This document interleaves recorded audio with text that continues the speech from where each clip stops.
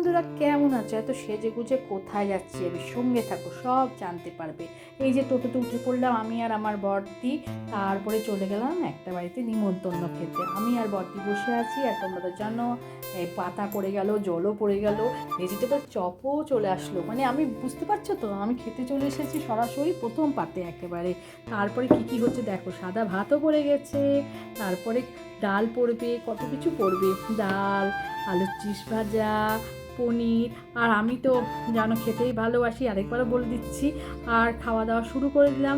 আর first ব্যাচে বলে না ভোজের আগে রনের পরে যেতে হয়, ঠিক তাই করি আমি।